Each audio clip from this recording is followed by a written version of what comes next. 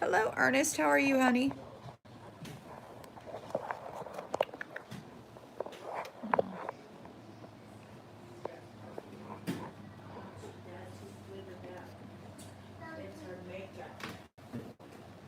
She done told me.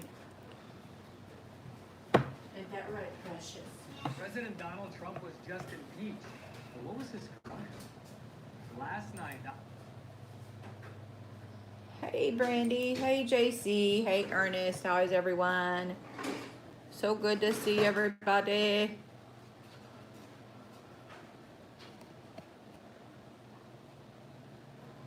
Let me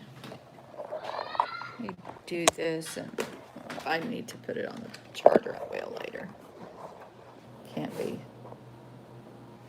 Hey, Mark. How are you? You got an alert. I can't believe it.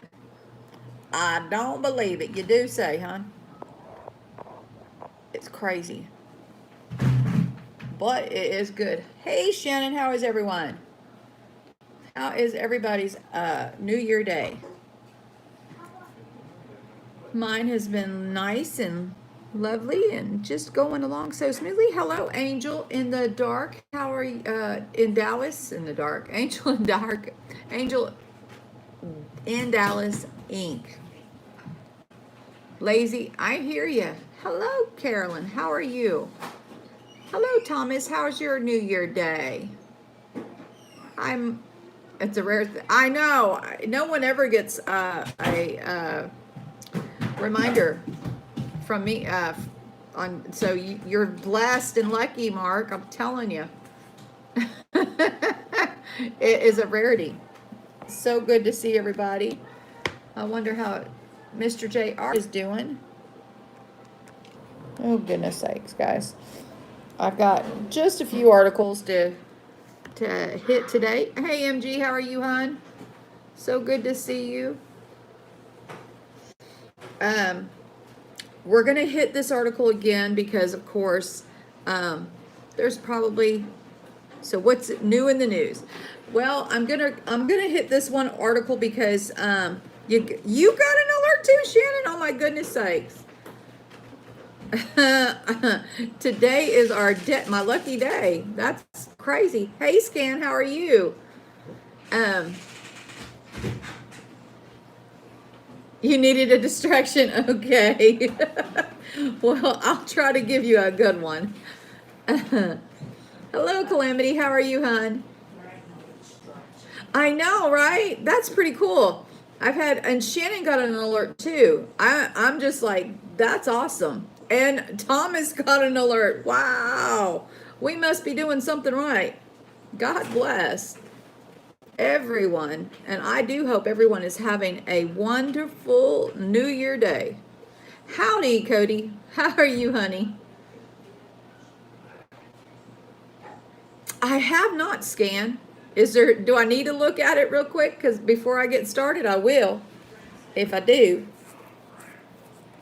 You was alerted too? Wow. Well, that is cool to know that you got all your notifications when I go live, Angel.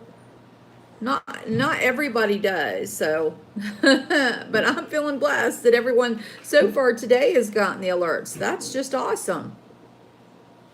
That's cool. I do feel blessed. Blessed indeed.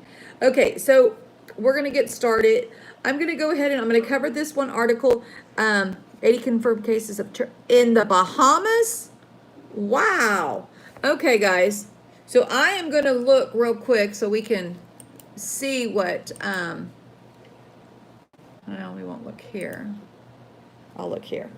I'm going to take a quick gander at my little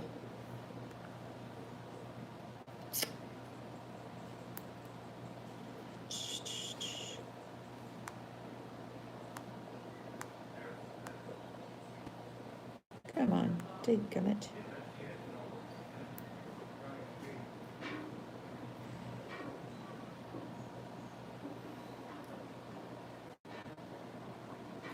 Okay.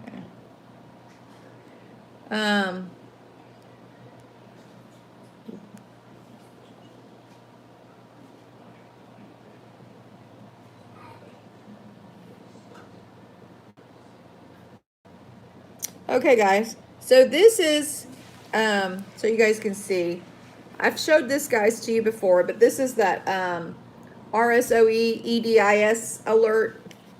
It's hazardous and health management service. And apparently yesterday they put out a protocol information for it says medical and public health determined to have occurred or to be ongoing for general dissemination to unrestricted audience, minimal to known threat to life or property. But it says that there has been 80 people infected with tuberculosis, disease and agent name tuberculosis. That is crazy. That is an obscene amount for TB, guys. I mean, considering the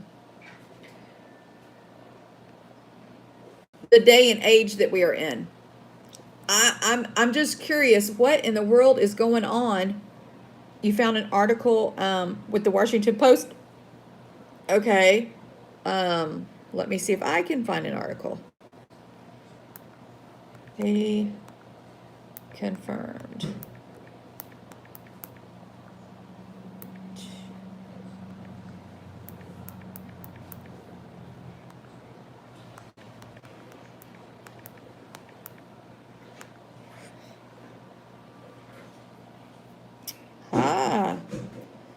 Okay, guys, I found one.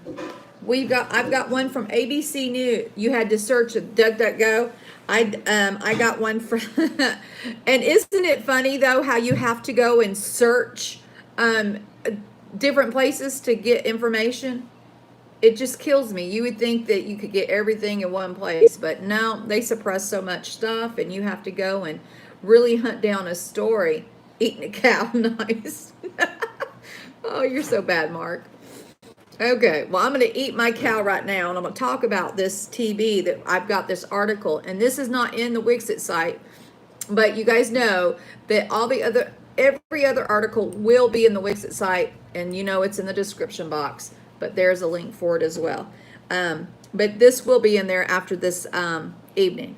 Anyway, so officials say 80 in the Bahamas shelter after Doreen have TB. Nassau, Bahamas, at least 80 people living in the government-run storm shelters have tested positive for tuberculosis in the aftermath of Hurricane Doreen. The health minister of the Bahamas said the patients are being further screened as medical officials await test results. Health Minister Duane said Monday. A 15-year-old boy at the gym being used as a shelter tested positive for tuberculosis this month. He said Doreen hit the islands of the Grand Bahama and Abaco in early September as a catastrophic Category 5 hurricane, killing at least 70 people and causing more than an estimated $3 billion in damage. Tens of thousands of people were left homeless and dozens of them remain missing. Wow, guys, that's crazy. 80 people with TB. Insane, insane, insane. Yeah, I hadn't checked it today, been kind of busy, but that is I need to remember to, I need to probably set me an alert so I can get those updates. All right, come on. You're freaking out over this, or saying, oh, you don't understand. Everybody that caught this was in a government shelter during the hurricane. What is TB? It is contagious. So if just one person went in there with it, they infected everybody, all them people. All them people. It wasn't like there was a giant outbreak of it. Just they was all in that one shelter, and one person come in there with it and spread it. Yeah, but the thing. I know, but it's still bad. But I'm just saying. Yeah, it is bad. I mean, and if they get out and then they can spread it. And they can spread it to other people. So it definitely is something you've got to keep your eye on. But it's just insane, guys, insane. Yeah, the voice in the background is correct. Yep, always, isn't he, JR? Don't you just love it? But anyway. Crazy stuff there. Crazy stuff. Let's see. we'll go ahead and we'll keep it along the health reasons and stuff then, if that's the way we're going. Let's say, where do I want to go? Okay, so some bizarre stories for the New Year day. Wednesday, first, it says a British man of 50 is killed on the stroke of midnight in front of his fiancee as firework he was trying to light explodes in his face amid a New Year celebration in Thailand. A British man was killed on the stroke of midnight in Thailand after a firework exploded in his face. Gary McLaren, 50, died while ringing in the New Year with his Thai fiance and friends in the party resort of Pattaya, eastern Thailand, on December 31st. Mr. McLaren, who was originally from Corby, North Hampshire, had been partying at the Miami A Go-Go bar before stepping outside and trying to light a 50 centimeter cardboard tube packed with fireworks. Oh my goodness sakes. Guys, this is just horrible. Oh, I don't know if you guys can see that. I'm trying to show the people on Joshua as well. Horrible, guys. Onlooker said his initial attempt to light the fireworks failed, but he succeeded on the second attempt, causing smoke to pour out of the tube. The fireworks then exploded in his face, knocking him to the ground. Police and medics were called and performed chest compressions on McLaren, but he was pronounced dead at the scene. You talk about a freak accident. That's crazy, guys. A video of this the scene showed McLaren's partner, Jasmine, weeping and hugging his body. Posting on Facebook after the accident, she wrote, "This is our last picture, honey. You will be in my heart forever, baby. Rest in peace, Gary McLaren." Rod Parson added, "Rest in peace, my brother." Horrible. He looked like he was the life of the party too, guys. Just a horrible, horrible thing. This article, there's more to it, but just so sad. And then there was a couple and their twin sons, 9, are executed at the Puerto Rico home after celebrating a New Year's Eve just days after their gang member's son told police someone was trying to murder him. A couple and their twin boys were executed inside their home in Puerto Rico after celebrating New Year's Eve. Edwin Ramos, 47, his wife, Dorothy Wicklin, 40, and their 9-year-old twins, Eric Ramos Wicklin and George Ramos Wicklin, were gunned down at 3:50 a.m. Wednesday in northern town of Trujillo Alto, south of the capital of San Juan. Authorities said the couple's 16-year-old son, whose name was not publicly revealed, was shot in the mouth, arm, and leg and is hospitalized at the Rio Piedrero Medical Center. Cops believe the massacre could be a retaliation for the couple's older son, Luis Godelo Yayiga Ramirez Wicklin, 23, going to the police after someone tried to murder him. Someone allegedly attempted to kill him on Monday afternoon at a residential complex. He ran to the Trujillo Alto police precinct seeking help, and he filed a complaint with the police. While reporting the attack, he was arrested for outstanding federal carjacking charges and state weapon assault charges. Authorities expected to interrogate Lewis on Wednesday. Puerto Rico police detectives Carlos Nazario told reporters Wednesday morning that the parents and their twin children had celebrated New Year's Eve with relatives and were shot shortly after they returned home. According to the Puerto Rican newspaper Primera Hora, the couple's 20-year-old son accompanied them and the two boys at home, and they left to drop off his girlfriend at home. Man, the victim's family members then rushed to home after hearing several shots. Primera Hora reported that Ramirez was shot near a balcony and his wife was shot in the living room.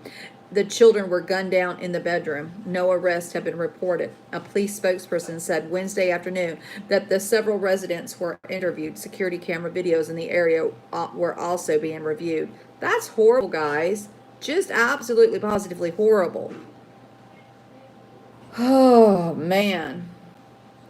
Just, it's sad. Then, also in the Daily Mail, we have,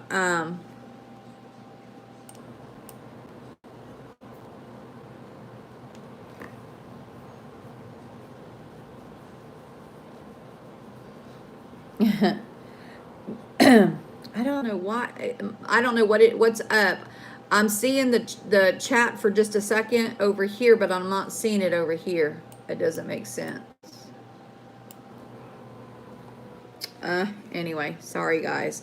2 men are shot dead at a packed Florida nightclub after a gunman opened fire in the VIP area during a New Year's Eve party.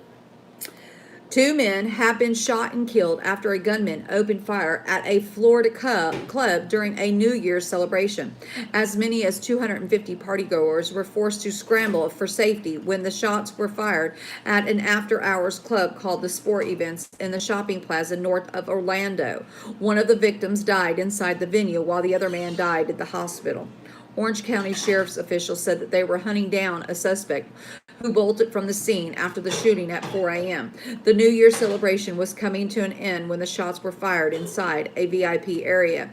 There were approximately 250 people here when this occurred, Sergeant Jamie Hoffman said. Upon our arrival, a lot of them left. We currently have 6 or 7 security guards that were here. We'll interview each of them, as well as 5 or 6 people that remained inside. Authorities say security personnel, including about 6 armed guards, were at the event but appeared to be outside the venue when the violence broke out. They don't believe the security guards searched or screened any of the partygoers prior to entering. The authorities said there was no surveillance cameras that captured the shooting. They also do not have an accurate description of the suspect. Well, imagine that, guys. Imagine that. Somebody got away and they have no real description of the suspect.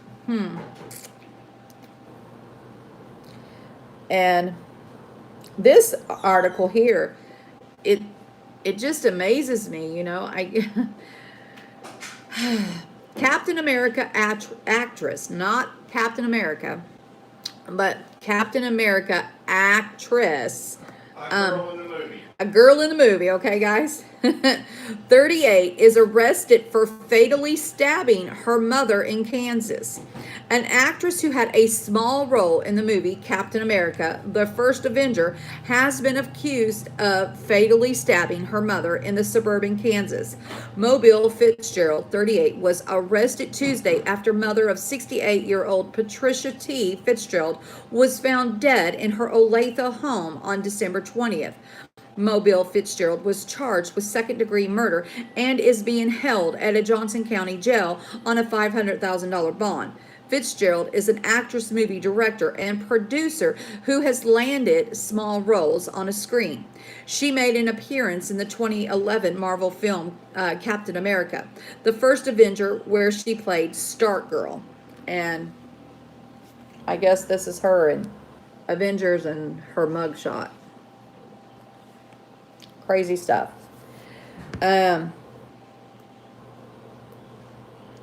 She has also appeared in the 2014 The Lawful Truth and 2017 The Creeps, according to her IMDb page. In addition to playing Stark-Girl, she also worked as an assistant to the film director Joe Johnson. The film grossed $175.6 million. Speaking on that role, she said, although her part was very small, you can't pay for the experience I've had. Being a part of this production has been one of the best experiences of my life, she said to the Comic Book Movie in 2011. Authorities do not have a motive behind the stabbing murder. Officers responded to Patricia's home after report of an armed disturbance and found Patricia, who was declared dead at the scene. Molly, who was found at the scene, had taken to a hospital for treatment of minor injuries at the time. Patricia Fitzgerald was in the process of moving back to the Kansas City area after living for several decades in the Houston area. Her brother Gary Hunsicker said to the Kansas City Living Star, "We were shocked," he said, adding, "It doesn't matter the circumstances. The loss of a sister is what it is all about." Molly Fitzgerald is scheduled to first appear before a judge on charges on January 2nd. Patricia will be buried on Friday at the Divine Mercy Parish in Gardner, Kansas. She is survived by a husband of 46 years, Terry Fitzgerald. An online obituary described Patricia as one of the kindest people you could have ever met. She was always helping people and animals in need. She loved sports and was an avid tennis player and was a huge fan of the Rockets in the NBA. Patricia was raised on a farm in Missouri, graduated from the University of Missouri with a degree in physical therapy before eventually moving to Texas with her husband, where he had a law firm. Man, kind of sad, guys. Kind of sad. You just never, ever, ever know. Let me see something here, guys. I got to. This is killing me over here. Not getting any updates.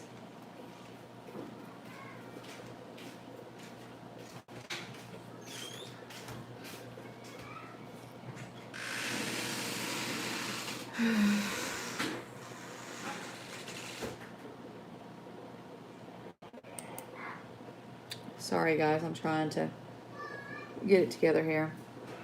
Then we have a Texas nurse that was 61 is killed by a celebratory gunfire while watching fireworks in her driveway on New Year's Eve. A Texas woman was killed by celebratory gunfire while watching New Year's Eve fireworks in her driveway.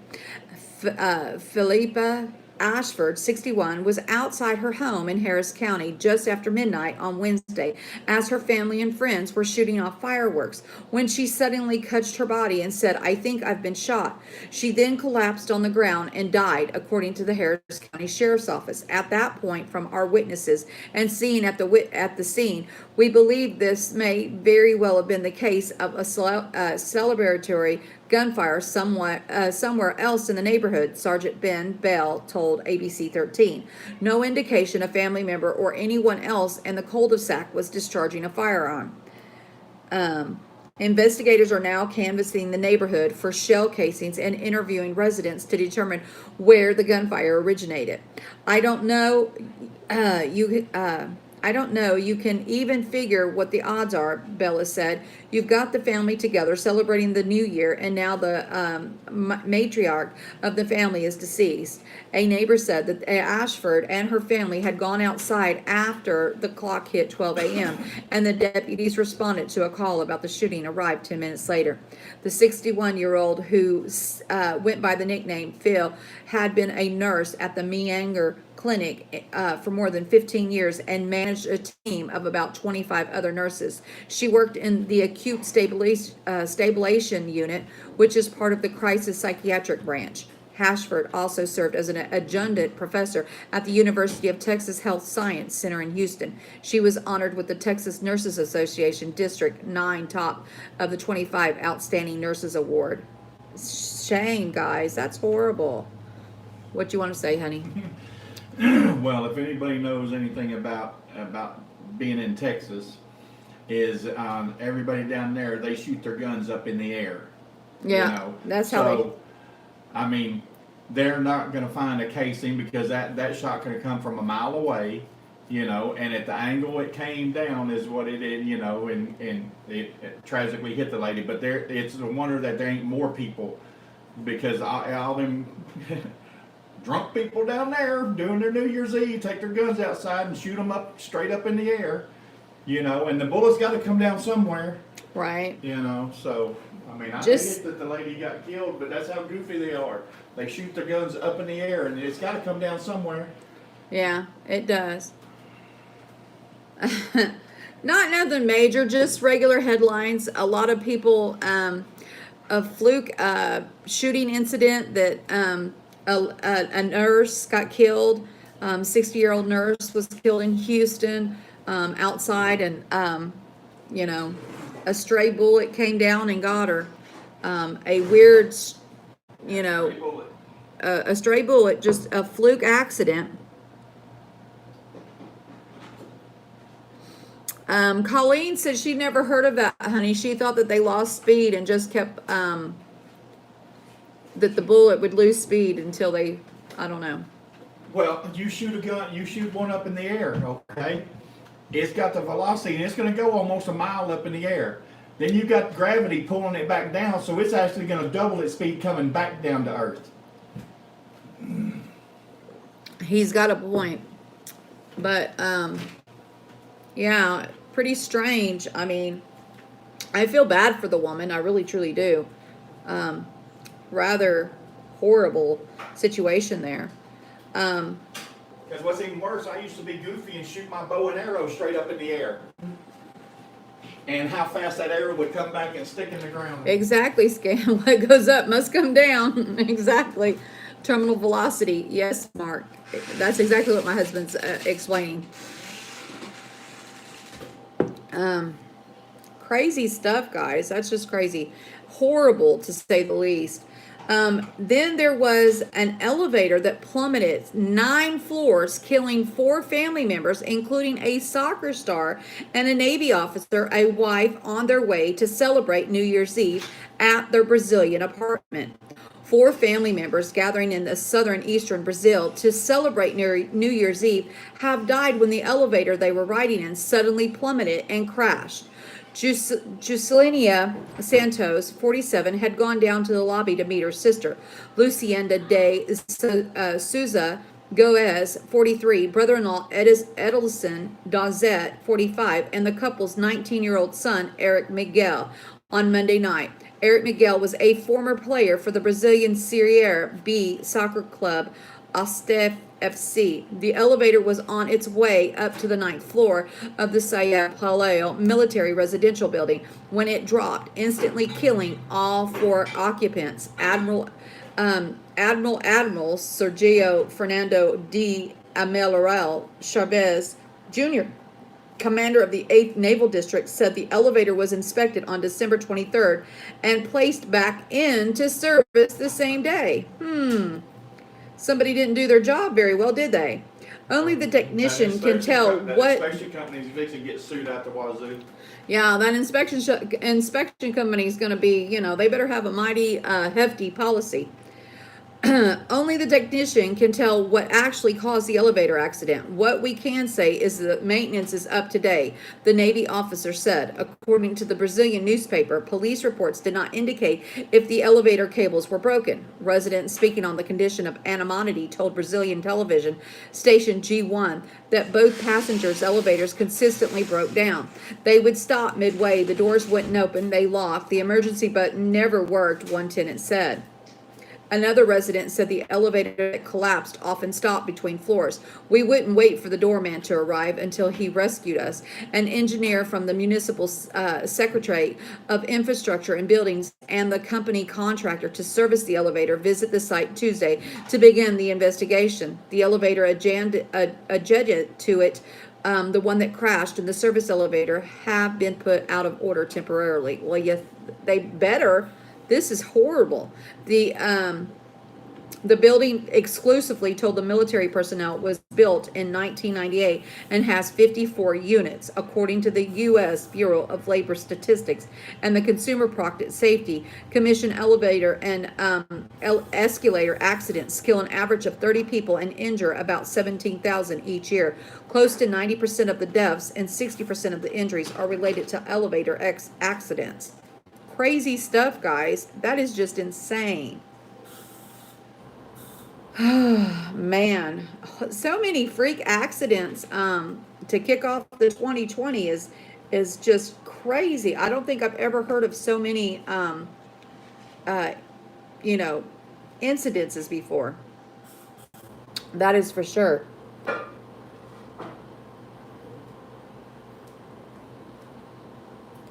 And then we have, okay, we're going to go ahead and cover this article here, guys. Reuters had put out this article that Poland was hit by the bird flu outbreak on turkey farms. Warsaw bird flu has been detected in turkeys in eastern Poland, authorities said on Wednesday, and local media reported that the outbreak could require up to 40,000 birds to be slaughtered. Poland's Europe's largest poultry producer, according to a data from Eurostat, has not had an outbreak of bird flu since 2017.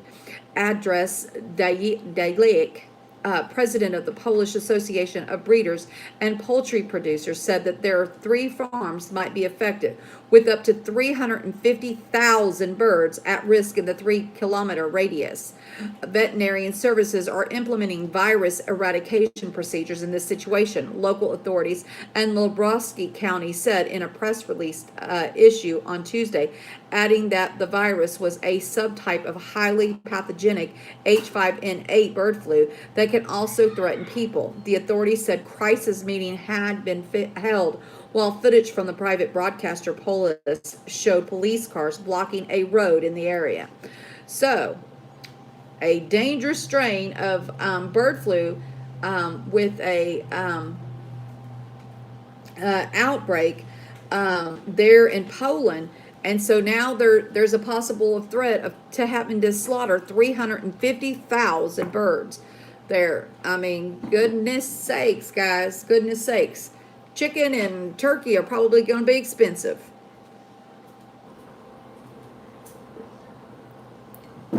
For those in that area, the prices continue to rise, it seems like. Things are going to be hectic. It sounds like it. It sounds like it's been a horrible start. I mean, I had some news earlier today when we did the first round of news with a bunch of shootings and things of that nature. Just horrible, guys. Horrible, horrible, horrible. I do want to go ahead and cover this, though. Let's see. I got one other article I want to touch real quick. This here is from Sputnik News, guys, and it says the Panama Canal reportedly is suffering from major water shortage, lacks over 40% of the needed volume. The complicated situation regarding water resources in the region that are needed for the canal to function has been ongoing for over 2 decades. The canal's authorities blame a lack of rainfall allegedly caused by the climate change for the problem. The Panama Canal, one of the main waterways connecting the Pacific and the Atlantic Ocean, is suffering from a severe lack of water, having only 3 billion of cubic meters of water out of the 5.2 billion necessary for it to properly function, or just 58% of the Dutch well reported, citing on the canal's authorities. The Gotten Lake, which not only supported the waterway's needs, but also supplied the local population with drinkable water, has also witnessed a drop in water levels over the last 2 decades. The media outlet wrote. What do you want to say, babe? I just want to, try and wrap my head around this, okay? The Panama Canal goes from the Pacific to the Atlantic Ocean, correct? Correct. All right. So why are they talking about drinkable water when it's salt water in the canal? They didn't say it was drinkable water. You said they're having a shortage, the lake and all that, they're having a water shortage. So how can you have a water shortage when it's coming out from the oceans? Oh, it does say drinkable water. Yeah, it did. Excuse I me. listen to what you read. But how's that drinkable? That's not salt I water. read it. Salt water is not drinkable water. No, salt water's not. But And I the guess canal connects from the ocean to ocean. So how's I it guess having a lack of water? somehow they're using the brackish water that goes in through there. I don't know, hon. I'm just saying, I just think I can't wrap my head around it. How you could need water when the water fills up from here to the next one, to the next one, to the next one. They close the thing, fill it up from the water from this one to that one. It just don't make no sense. Mark is saying that when it comes inland, it's okay. So he's saying that it's okay. Yeah, when they come in. When it comes inland, it's okay. So the canal would be okay. That would be the water that they would send to have it processed. And they're saying that there's not enough of it. I'm just saying, how is there not enough from the ocean? Because you go from the Atlantic Ocean to the Pacific Ocean, from Pacific to the Atlantic, you got the same amount of water in the oceans. Yeah. I'm just saying. You're saying. I'm not a very smart man, but I'm smart enough to understand that. Right. You've got I understand what you're saying. You've got 2 oceans that feed this canal. And so, or should be water sources for it, regardless if you have rain or not. I get what he's saying. Right. I got you, MG. We can pull somebody water out of the air. Somebody can explain that to me, I'd like to know. Yeah, he's saying if any one of y'all know, China is stealing all the water. Well, I guess we can blame China for anything these days. But it does. So if anyone has any kind of scientific explanation for my husband, he is asking for that information. So there you go. Maybe somebody will give us that info. I'll have to look it up. Because I guess. know how locks work. The ship comes in, okay? They close the thing, they pump water into it till it gets to the next water level. They open it up, he goes to the next one, they close it. You know, it's a lock system up and down. You know, you can move a ship that come 1,000 feet up in the air. You know, over the course of however miles it is. You know, to get to that next one. So it's all about putting a lock in and letting it go down and down and down. So there just ain't no. I can't see how they have a water shortage from the oceans. Right. Well, For the canal. Now, they might have water shortages for their drinking water in their lakes, but not for the canal. I don't know. Karen says it's propaganda. Well, it like could. I said, it has It could be very well propaganda, just for somebody, just like the cash, the cash crisis isn't I'm a a very- cash crisis for everyone. It's just a If it's a anybody knows funding. me like my wife does, I'm a very observant person. And little things like that catch my attention, easily. So, I mean, how can you say there's a water shortage when it's between two oceans? That's good point, valid point, honey. I don't know. We'll have to write and ask somebody, I guess. I don't know. It says, according to the Dutch well, authorities blame drought for the drop in water levels, which turn is allegedly being caused by climate change. It's climate change, guys. You knew that was coming, Oh, right? it ain't China, it's climate change, huh? But China's making climate change. The authorities, somebody, now China's making climate change, run it. Dang gummit, look at what you started. There's a lot of water under the land, and when there are shakes, water rises. Things have been fighting beyond capacity. I hear you guys. Oh my, I love my husband. He's so goofy. The authorities say that I'm you smart. you are smart, baby. Goofy smart. Goofy smart. The authorities say that local rainfall dropped by 27% below the average in 2019. The canal authorities are mulling building reservoirs of desalination facilities to resolve the problem, fearing that otherwise ships might start choosing other waterways, namely the Arctic. This, in turn, will reduce the Panama Canal's significance, which currently is responsible for 3.5% of global trading. It is used by numerous liquefied natural gas and liquefied petroleum gas carriers, as well as container ships passing from one ocean to another. The canal is also the main source of revenue for the Panamanian government, which receives profits from the tolls imposed on ships passing through the waterway. The problem of the water supply has dogged the Panama Canal ever since the U.S. passed its ownership on the Panamanian authorities 20 years ago. So it just became a problem 20 years ago when we gave it to them. Yeah. Take no chances. Eat your black eyed peas. We ate our black eyed peas. We ate our black eyed peas and we eat cabbage. We don't eat greens. I'm not a green girl. I'm a cabbage girl. Okay, so onward. Oh, mercy. The deserts did the flood. Yeah, that's a good one, run it. Now the deserts are doing it. Y'all are silly. God, I love y'all. You've never eaten black eyed peas, really? Well, I will say I never ate black eyed peas until I moved to the South. So it's truly, I think, a Southern tradition. Anyway, so, oh, wow. Okay, so then we had 4,000 U.S. troops surge to the Middle East could be imminent amid the Baghdad chaos. Okay, so remember this morning I did an article from Daily Mail. Well, here's an article from Zero Hedge that just confirms what Daily Mail put out. Weather manipulation? Could very well be. They've been doing so much of it. And this is for those that did not get to join us earlier today. So I thought I'd do this one. I think everyone knows that, Jim. 4,000 U.S. troops surge to the Middle East could be imminent amid Baghdad chaos. 3 U.S. defense officials told Fox News on Tuesday that the U.S. Army's 82nd Airborne Division Alert Brigade has been given orders to deploy to Kuwait amid the social unrest in Baghdad. Even though all supporters of the Iranian-backed militias have withdrawn from the heavily fortified U.S. embassy in Baghdad on Wednesday, the reinforcement of U.S. troops could be imminent. Defense Secretary Mark Esper said in a statement on Tuesday that 750 troops are immediately deploying to the Middle East because of the attack on the U.S. Embassy. The U.S. Says it is sending 750 troops to Iraq after its embassy in Baghdad was stormed by protesters.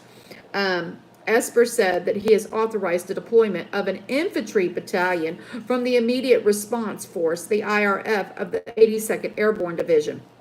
This deployment is an appropriate and precautionary action taken in response to the increased threat levels against the U.S. personnel and facilities, such as we witnessed in Baghdad today. Esper said in a statement, apart from the rapid deployment, the 3 sources told Fox that approximately 4,000 paratroopers could be deployed to the region in the coming days. There are 5,000 U.S. troops currently stationed in Iraq, supporting local forces among the more than 60,000 troops positioned in the military bases across the Middle East.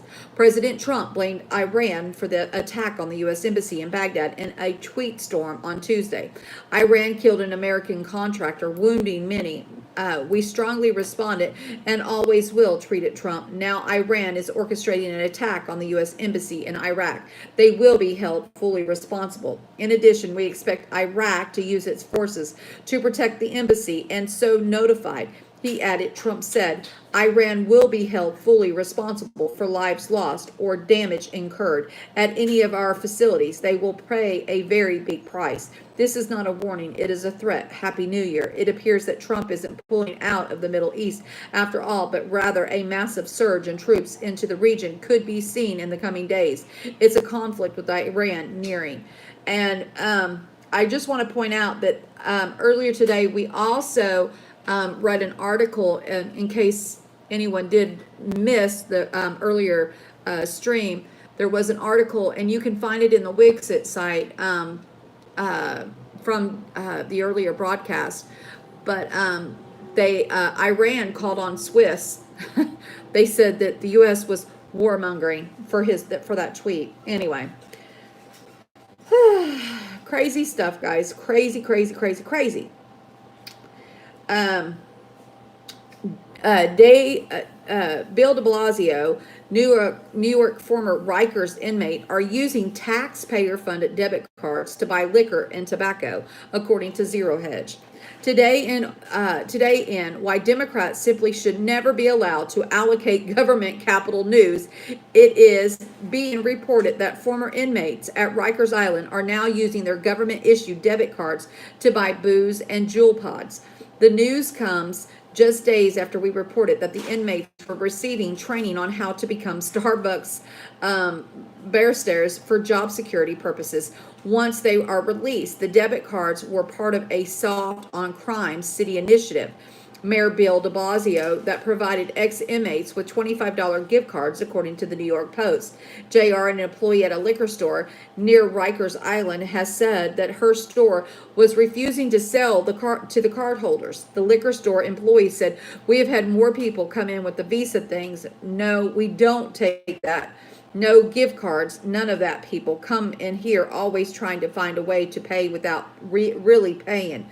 City Slickers, another liquor store along the Rikers Island bus route, said ex-inmates didn't seem to understand why their payment wasn't accepted.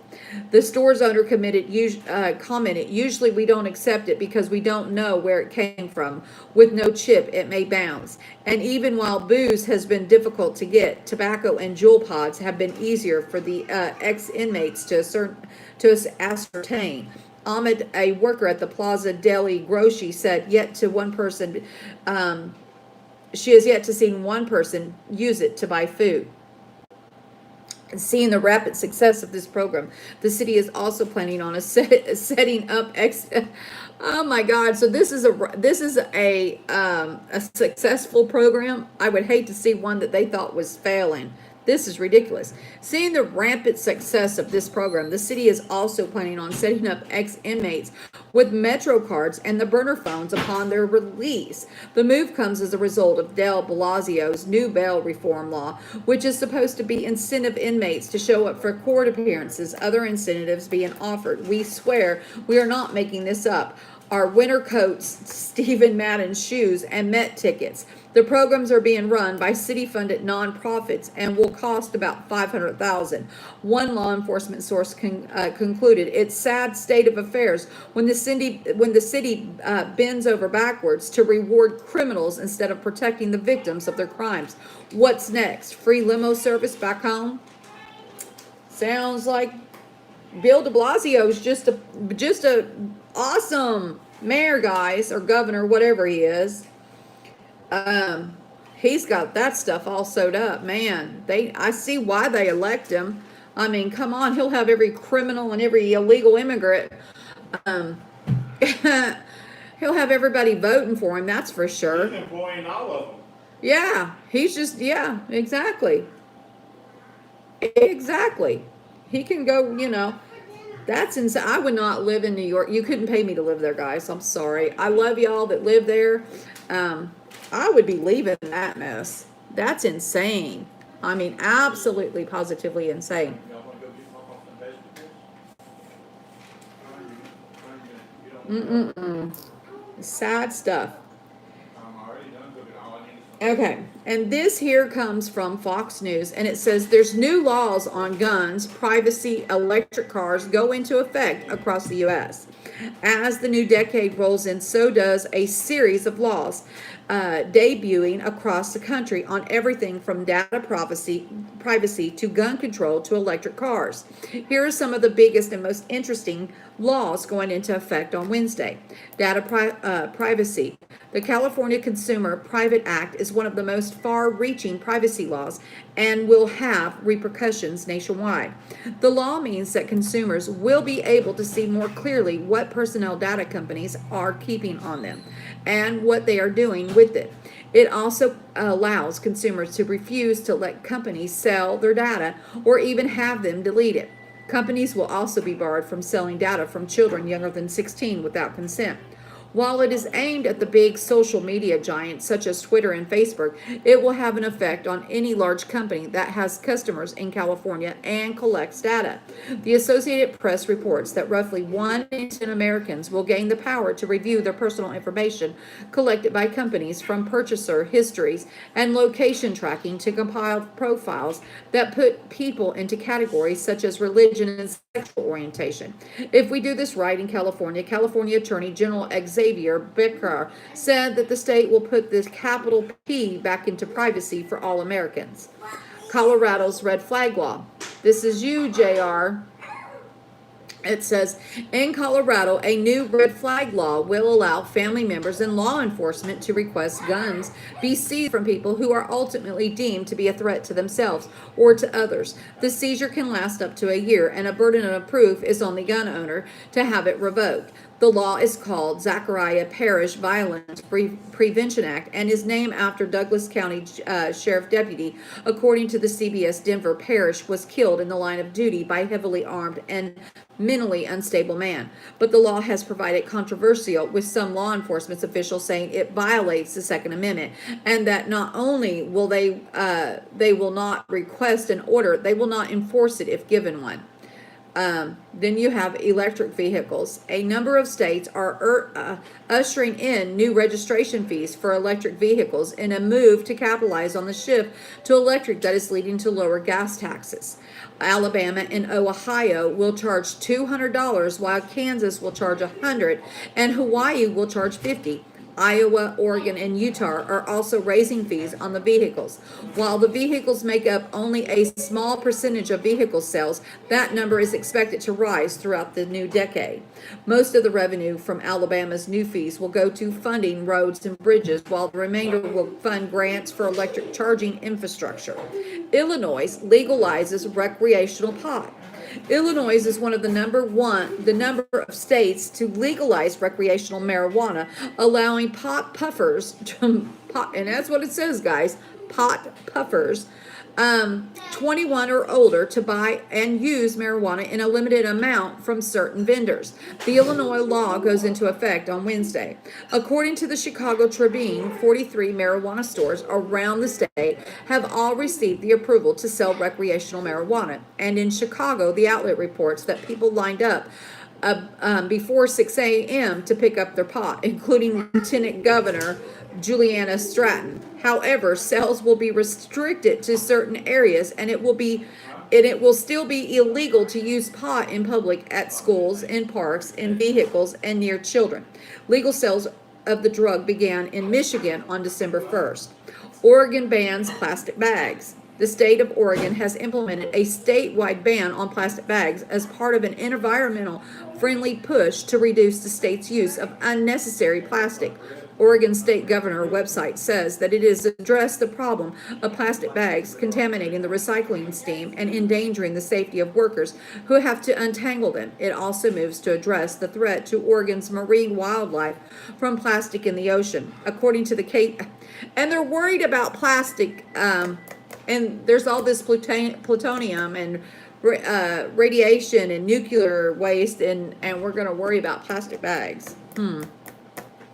Okay, guys. According to the KPTV, stores and restaurants will no longer be allowed to provide single-use bags at a checkout, and stores will have to change residents at least 5 cents if a reusable bag is requested. Restaurants may still provide paper bags at no cost. Any store that violates the provision can be subject to a fine of up to $250 for each day of the violate the law. New York bail reform. I think this is, I agree that I think in some instances, they charge you too much for bail, but I think that this is ridiculous here, guys.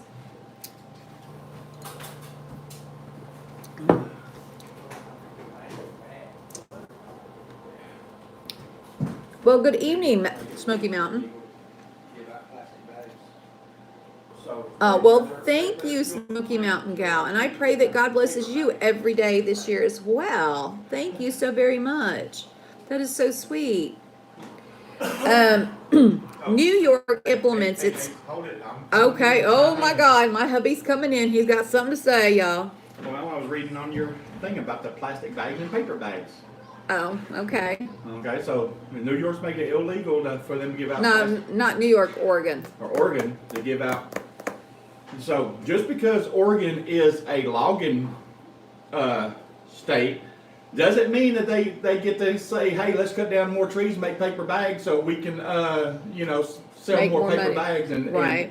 and illegalize daggum plastic so they can sell more daggum paper so they can cut down more of our daggum forests. True that.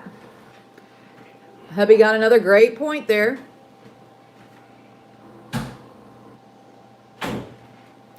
And you are 151.50 hold if you are, yeah, that's it. That's crazy. All this stuff is crazy. All these stupid new red flag laws, they need to be unconstitutional. Somebody needs to challenge these laws. It's crazy. New York implements its controversial bail law Wednesday, which eliminates pretrial detention and money bail for the vast majority of misdemeanors and nonviolent felony cases, as well as certain violent felonies such as the second-degree burglary and second-degree robbery. New York Governor Andrew Cuomo has estimated that around 90% of defendants will keep out of jail until cases are resolved. The New York Times notes that the law is different from the approach of other states such as California and New Jersey in that it does not give judges the discretion to consider if the person poses a threat to public safety.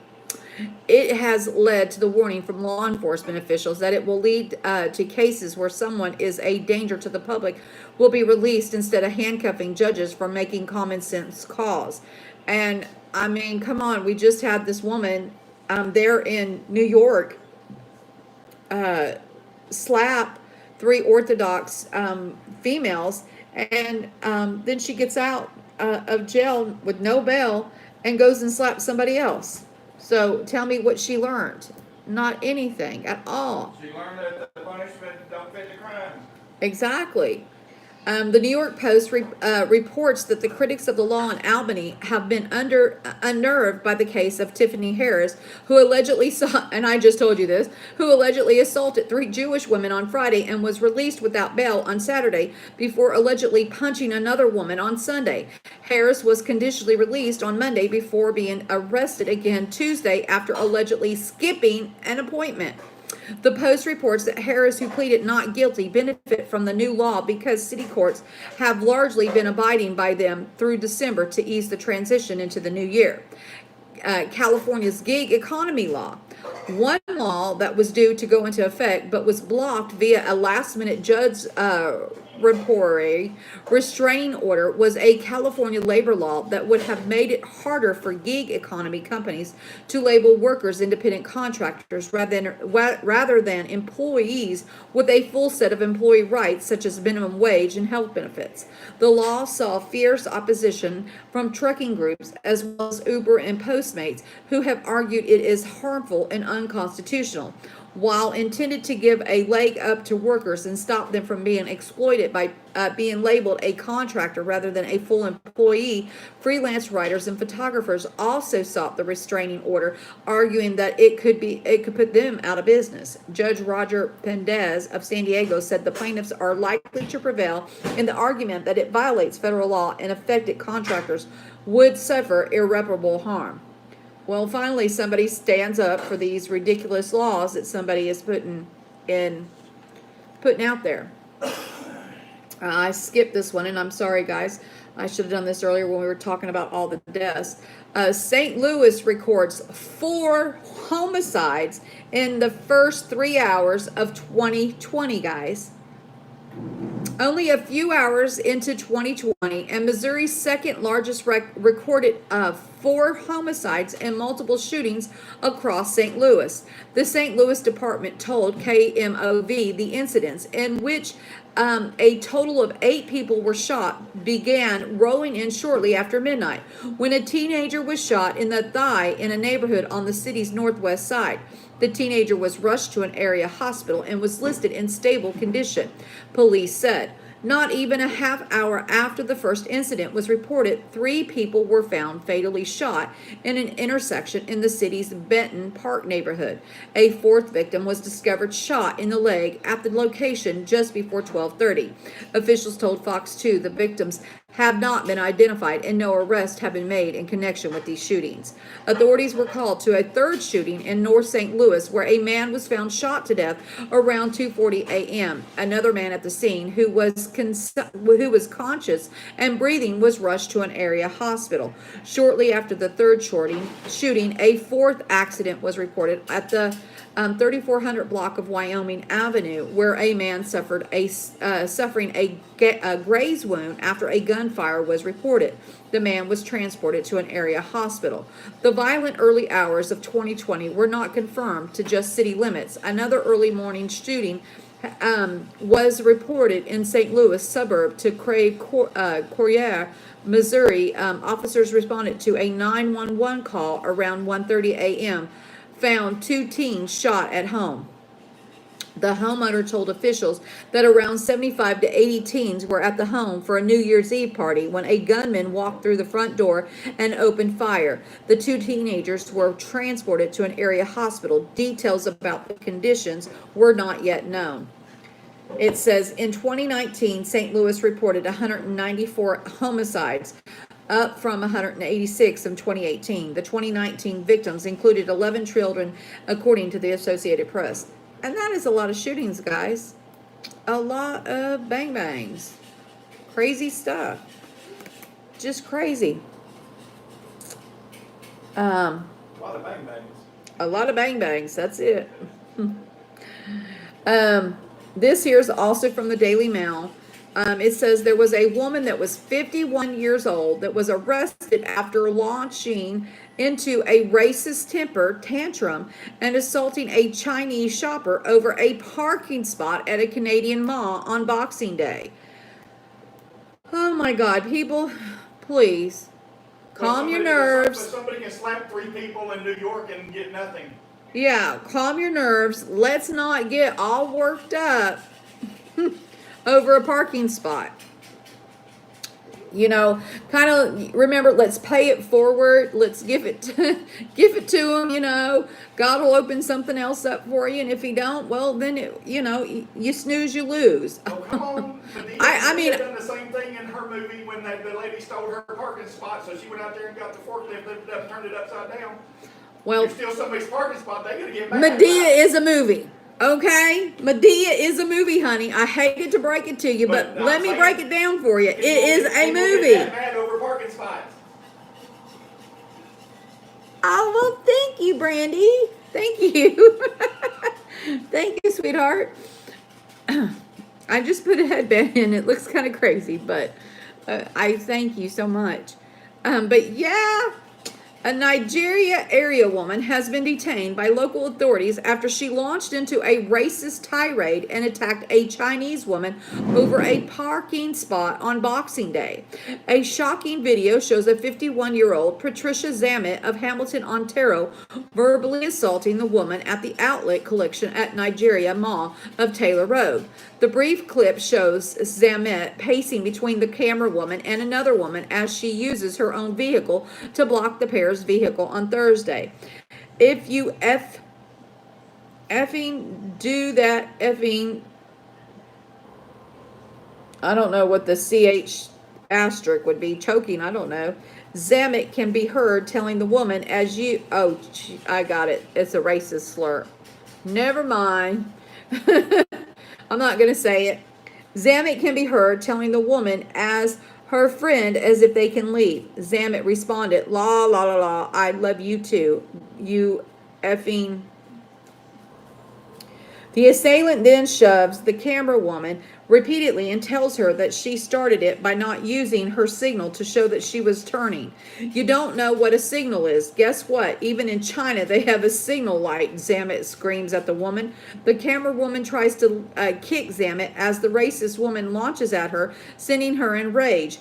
You kick me, I'll take those effing glasses off your face and shove them through your Zamet shouts at the woman before sticking out her tongue and flashing her middle finger. Zamet then turns around and flashes her bum before showing where the turn signal is on her vehicle.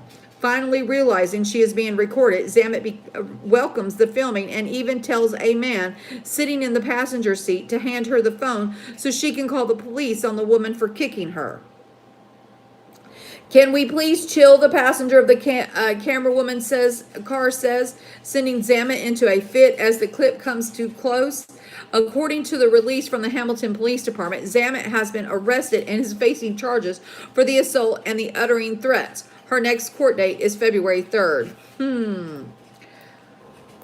People get so worked. I mean, I will admit that I have gotten worked up over a parking. I've cussed people out before, when I use such language. I don't cuss people out now anymore. I just bless them.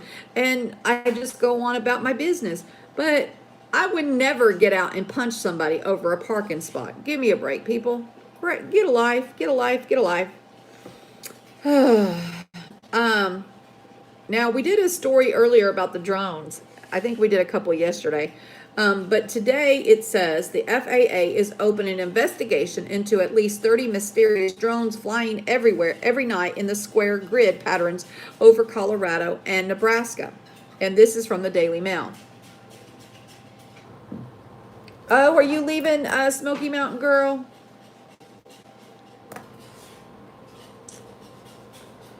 I hope not. Anyway, the Federal Aviation Administration has launched an investigation into nighttime sightings of unidentified drones flying in a formation over rural northeastern Colorado and southwest Nebraska over the last 2 weeks. The agency announced the investigation on Tuesday after a cluster of drones was spotted in at least 4 counties in Colorado, garnering the national media attention. On some occasions, as many as 30 drones were seen flying at one time. At a time, some of the drones spanning 6 feet in wingspan, according to Today. The FAA spokesperson, Ian Greger, said in a statement that multiple FAA divisions and government agencies are investigating these reports, adding that the agency does not comment on the details of its open investigations. No private companies nor government agencies have claimed the drones. The Phillip County, Colorado Sheriff's Department announced an investigation into the mysterious drones on December 20th, saying there have been multiple reports of drone sightings in the county over the last week. Deputies were out all night this evening, along with Yuma County, so tracking these drones tonight. We tracked over 16 drones between the 2 counties, the sheriff's office said. We believe the drones, though startling, are not malicious in nature, the sheriff's office said.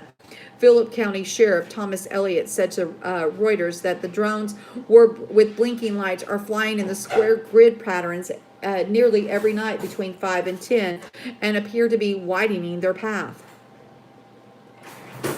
They are now have moved into Morgan County and have been spotted in Perkins County, Nebraska, he said.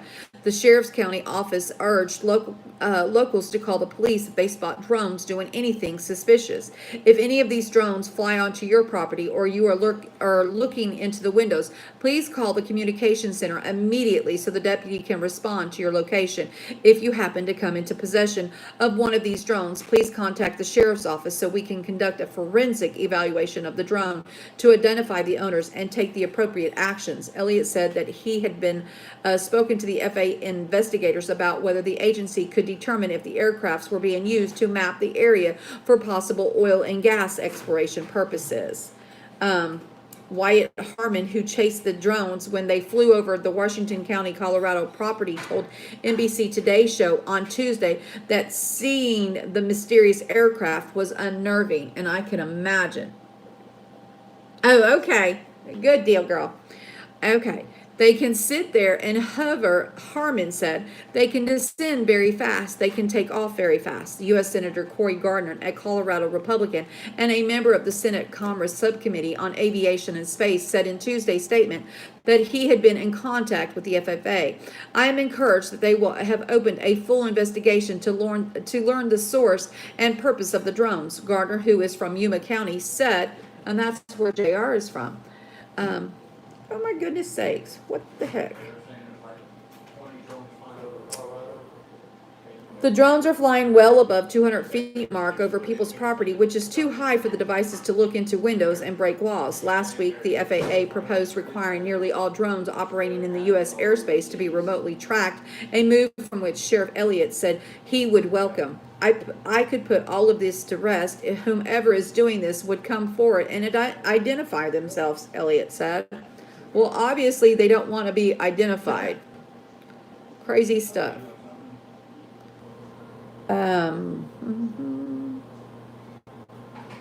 Okay. Now this is kind of a crazy story, guys, so buckle up and here we go. Is a Black Mirror reality almost here? Sex robot manufacturers reveal what to expect in the 2020s. Although the sex doll industry made a giant leap in 2010s thanks to tech advances and the implementation of artificial intelligent tools, the next decade promises to take sex robots to a new level. Key manufacturers suggest sex robots, some of which can already respond to human touch with the help of sensors or engage in simple conversation, will become even more sophisticated and unrecognizable to humans in just 5 years. RealDAR founder Matt McGowan told the Daily Star, according to him, by 2025, the dolls might be so realistic that a person would be unable to discern that it is a creation of human until they are midway through a conversation. His company is already making such life-size toys more similar to humans, installing face recognition tech. This would enable robots to differentiate on an owner in a crowd. AI tech opens a big playing field for the industry, he suggested, although that's a little bit further out. As he put it, he pointed out that the engineering side and the artistic side will come a long way in the next 10 years. AI might start to approach something in a mammal category, but I don't see it necessarily human-like intelligence, and as such, I don't think we can even consider the ideal of human-like self-awareness. That is really the big can of worms that people worry about with AI, he said. McMullen told the outlet that the doll's appearance is also going to be drastically improved within 5 to 10 years. Louis Love, the founder of another big boy on the sex doll market, Silicone Lovers, insists that the new designs are already so human-like in terms of looks that it is quite easy to make the mistake the dolls for humans.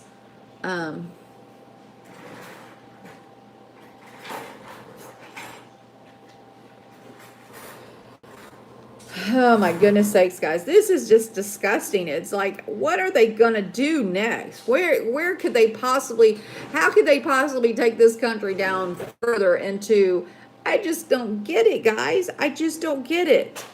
We've reached that point where we've passed the uncanny valley of syndrome, and dolls actually look like real people, both male and female. As technology is becoming more advanced, so are dolls' designs. One simple example is some dolls are now being created with 3D body scanners of humans, he explained, referring to the hypothesis that humanoid objects that imperfectly resemble people provoke eerie feelings. However, according to Love, it may be many decades, not years, so as many wish for sex robots to reach this level. AI expert Dr. David Levy, in his turn, expects personalities to be able to be uploaded to robots in the near future, branding human-computer conversation one of the biggest, if not the biggest, unsolved problem for an AI. And I will always believe that in order for a sex robot to reach a kind of pinnacle where they are almost distinguishable for humans, it has to have good conversation. If you want a relationship with someone, you want it to be interesting, amusing, and loving conversation, he said. Now, who really wants to have a relationship with a robot? Goodness sakes, people. Hey, you know how crazy people are? You got people that want to have relationships with farm animals and marry them.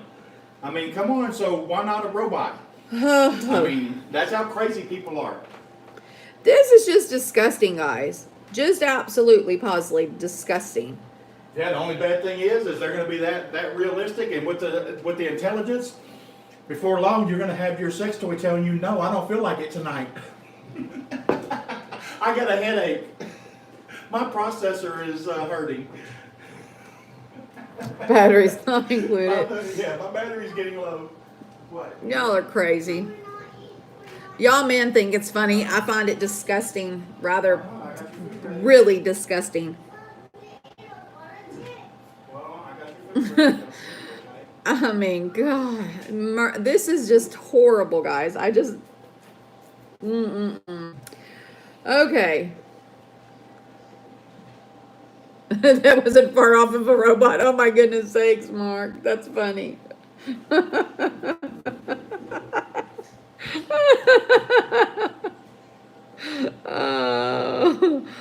Oh, that is so funny. Y'all are crazy. Oh, mercy. Anyway, Sputnik News has this article about Israeli PM Netanyahu says he'll seek parliamentary immunity from prosecution in 3 criminal court cases. So, Israel's High Court of Justice on December 31st rejected a petition submitted by 67 plaintiffs to deprive current Prime Minister Benjamin Netanyahu of the right to form a new government, claiming that such issues should not be brought to the court prior to an election. The Haaretz newspaper reported Israeli Prime Minister Benjamin Netanyahu has stated that he will seek the parliamentary immunity from prosecution in the 3 corruption cases he faces as a move that could postpone criminal proceedings against him for months. In order to continue to lead Israel to great achievements, I intend to approach the Speaker of the Knesset in according with Chapter 4C of the law, in order to fulfill my right, my duty, and my mission to continue to serve you for the future of Israel, he said. Netanyahu said he intends to lead Israel for many years and lashed out at his political rivals as began speaking about whether he would request immunity from criminal charges. The Prime Minister claimed that the legislation concerning immunity is intended to prevent the manufacturing of cases against political officials, which he insists is happening to him. He also emphasized that parliamentary immunity would only apply as long as he is legislator, and that it would not indefinitely shield him from criminal charges. In the meantime, Avigdor Lieberman, the leader of the Israeli Secular Nationals Party, Israel Betetti, and the former defense ministry, stated that his party would oppose a request from Netanyahu for parliamentary immunity for corruption charges. Now it is clear beyond doubt that the only thing that is interesting is Netanyahu's immunity, Lieberman said on Facebook. Meanwhile, Blue and White Chairman Benny Gates emphasized that the Prime Minister announcement shows that Netanyahu knows he is guilty. This is a tough day for the country and a sad day for me, Gantz stated. The statements come after Israel Attorney General Avigdor Mendelblit in November indicted Netanyahu on charges of bribery, fraud, and the breach of trust in 3 corruption cases. He also asked the parliament to waive the prime minister's immunity. Netanyahu has been under investigation for nearly 3 years in relation to 3 corruption-related cases, codenamed 1000, 2000, and 4000. Case 1000 alleges Netanyahu received gifts worth of $270,000 in 2017 from an Australian billionaire, James Packer, and Israeli-American businessman, Aaron Milchan. Case 2000 claims that the Prime Minister was in contact with Yoav Aronoth. News outlet publisher Aaron Moses was regarded to weakening the Israeli Haman newspaper in exchange for getting media coverage serving Netanyahu's interests. Netanyahu and his wife Sarah are allegedly involved in Biswak Walla corruption affair, also known as Case 4000, being accused of promoting the interest of Bizak, the country's largest telecommunication provider, in exchange for favorable coverage of Netanyahu's activities by the popular news website Walla, which is controlled by the company. So there we go. So it looks like he will get his immunity. So as long as he holds public office, maybe he will avoid the criminal charges. I mean, you know, we're not there. We don't really know what's going on. It could be a case of, you know, them trumping up charges like they have against Trump. And I don't know the situation, so I can't really, and probably shouldn't really comment on that, but it is kind of crazy that they've been trying to get him as well. This here is, I can't remember who was asking earlier about this article, and I didn't see an article whenever I was gathering my stories this morning.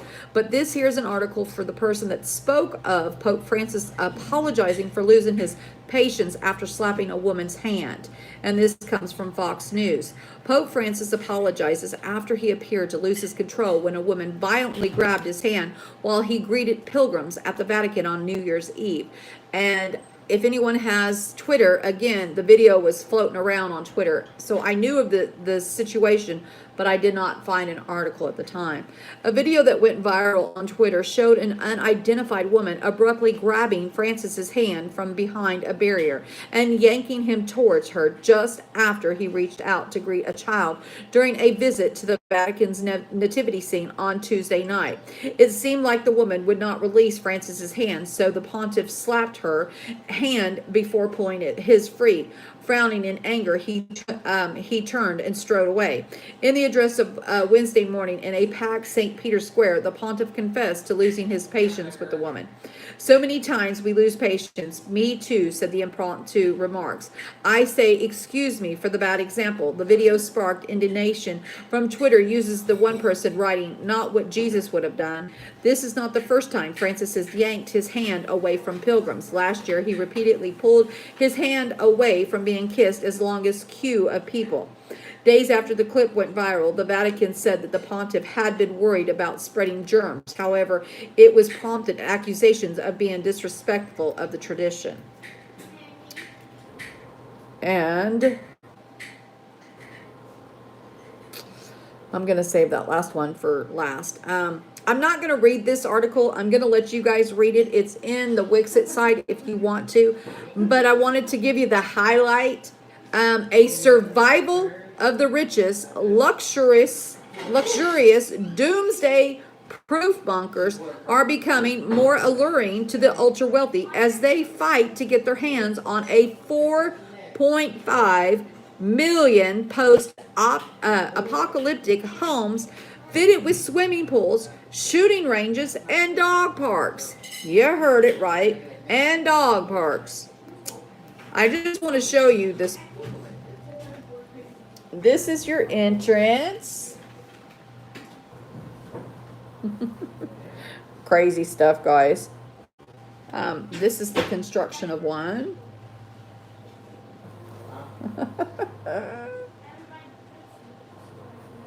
And this looks like the den with an adjacent dining area, it looks like, I guess. Family room.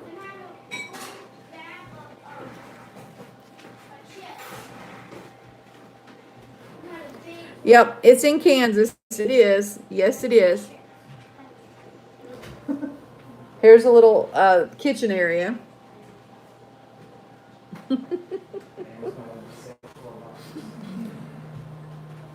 Here's the lovely swimming pool.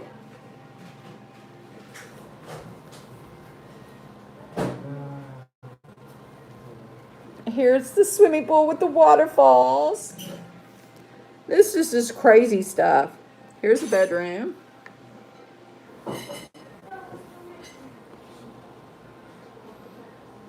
And I guess this is a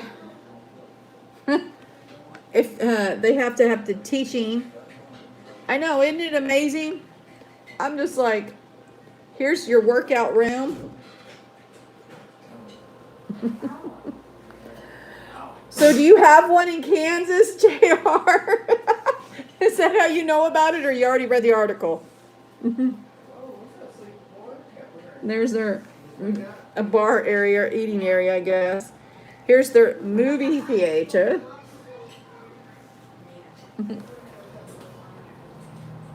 Oh, missile site. Yeah. Just, here's a play area. This stuff is insane, guys. I just cannot get over it.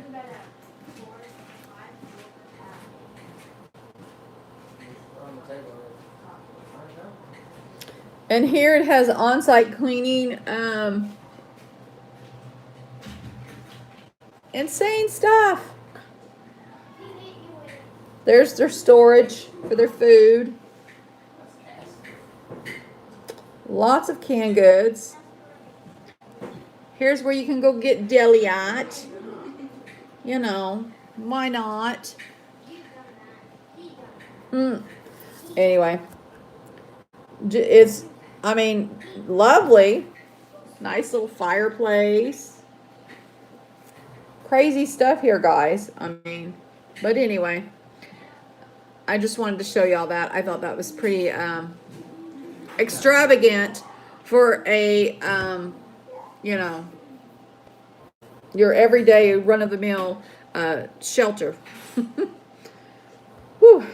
Somebody got lots of money. Okay, so then this is the last story that I have for today, and it is from Sputnik News, and it says a psychic who correctly predicted the JFK's assassination claims Armageddon will come in 2020. The bombshell claims appear to be taken by many with a pinch of salt, as it emerged that Miss Dixon first forecasted that the end of the world would fall on the year of 1962, but here we still are. Well, the known foreteller Jean Dixon famously predicted the John F. Kennedy assassination in 1963, but in a hair-raising revelation, she also claimed in a book from the 1970s titled The Call to Glory, the Armageddon is going to take place in 2020. Armageddon will come in 2020 when the false prophet Satan and the Antichrist will rise up in a battle man himself. The psychic who passed away in 1997 wrote. However, many online have noted that Dixon's predictions haven't always been accurate. For instance, she earlier predicted that the apocalypse would arrive in 1962, but it never happened.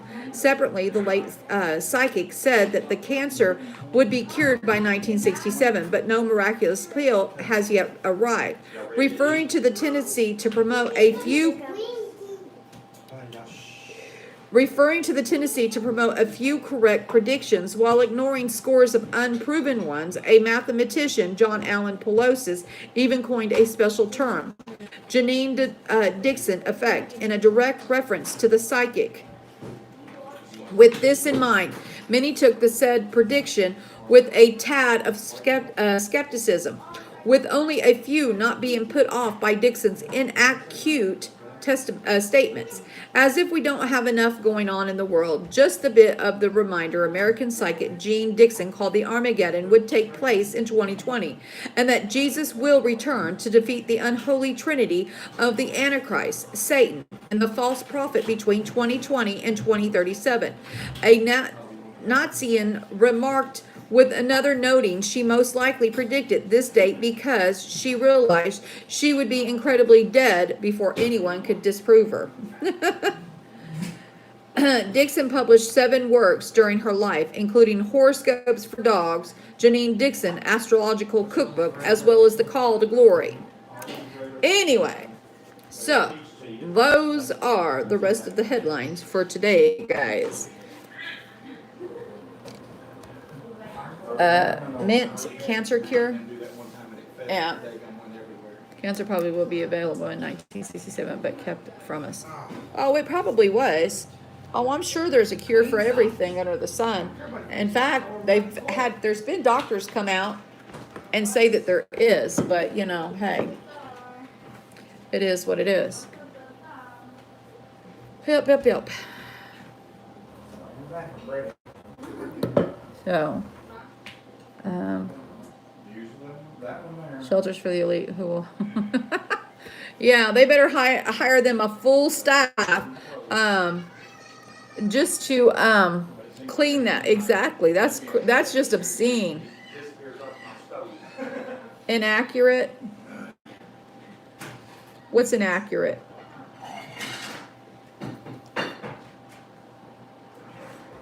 What are you calling inaccurate? And it sounds like what Nostradamus wrote. It does. Nostradamus has predicted so many things. Some of his stuff's come true, some of it hasn't, you know. I mean, but there's so many different crazy predictions out there. No cure will ever tell us that the big pharma are making too much money to give us a cure. Exactly, Helen, you are so right. These people that run to hide in the mountains and caves underground will not survive the wrath of my Savior. Exactly, Smoky Mountain. Exactly. So very true, girl. So very true. Yes, indeed. I agree with you, girl. I truly do. Yeah. Oh, mercy, guys. And that is all of the news. I don't know if anyone just wants to chat some more like we did earlier. Can't chat as long, but I can chat for a few minutes. I got Bible study at 8, but we got done rather early. Money will not buy a place in heaven. That is very true, Helen. And in fact, there's a scripture that says that about the rich, it would be better for the hair of a camel to get threaded through a needle than the rich to get into heaven.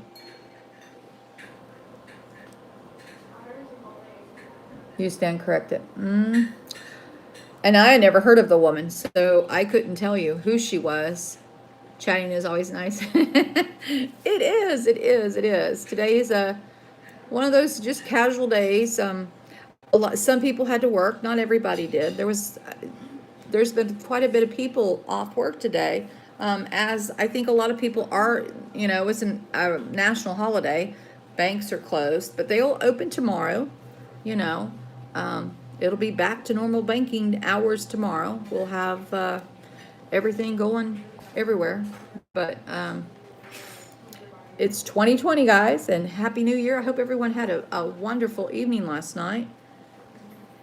J.P. Morgan said he wanted no part of any energy to run a vehicle if it could not be metered and make money off of it. He rejected Tesla technology. That's pretty interesting. Well, yeah, it's all about the money. That's all that it's about. Exactly. And so if they can't get rich off of it, they don't want it. Honey, what did you tell me about? There was a an engine that does something, runs off water or something. They do got that, but they also had a carburetor. They had a car and a carburetor that could get 100 miles to the gallon, and the oil companies bought the patents, and it's locked up in one of their vaults. So did you hear that, guys? My husband says that there is a carburetor and an engine that can go 100 miles per hour, 100 miles on a tank of gas, on a gallon of gas. Yeah, and do over 100 miles an hour. And do over 100 miles an hour. But the oil companies bought the patents and it's locked up somewhere. And there is also a engine that can run off of water, and they also have that locked up. So go figure. Well, by grannies, I had to work, but I'm staying positive. Oh, yeah, that is it. You know, and there's a lot of people that you know don't have jobs that would be grateful to be working, and so yes, I would stay positive. I don't think that most people like to work on New Year's Day. I know I never did like working on New Year's Day, but sometimes you had to. But it does. I'm with you, Smoky Mountain. You got to stay positive. Got to look at the good, the bright side of things. You know, I take it as a blessing sometimes, a curse on others. But yeah, engines that run on water separates hydrogen and oxygen. Rejected. Also, the inventor and son were killed mysteriously. Well, see, I didn't know that. Did you know that, honey? That the son and the inventor were both killed mysteriously. What? The one that the man and the son that built the engine that ran off of water were mysteriously killed. I didn't know that. RJX knew that. That's awesome information. Hydrogen engines.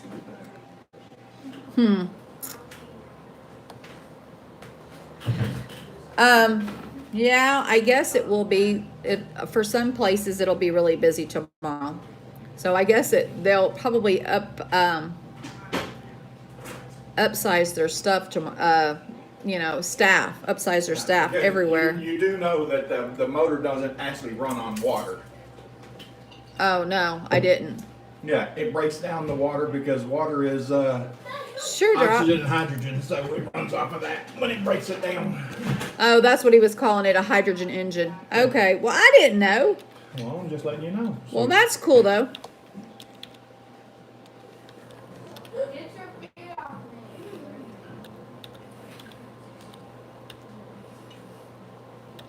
There you go, hon.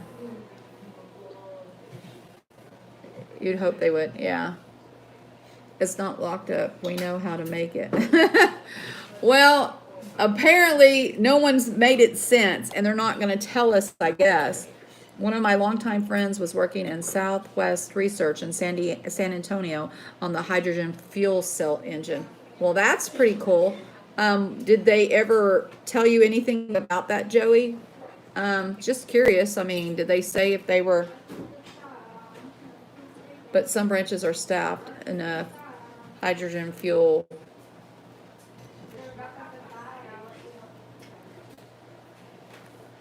There was a problem. Yeah. Bob Lazar made one too. Oh, he did he? Wow. See, and all this, and it's sad that we have all this technology and that it's been created, but then they Money stopped it. and money stops it, yeah, so that we can't have anything.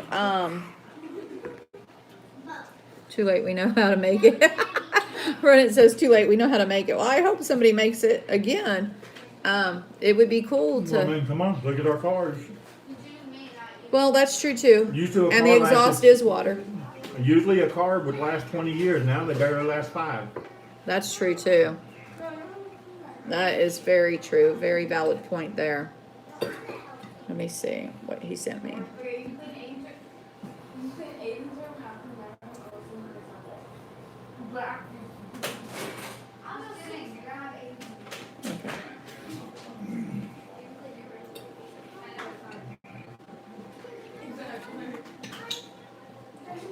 Okay. Okay. So, according to one of the links that Drop just sent me, it says 40 million new Democratic voters will the State Power Caucus destroy America.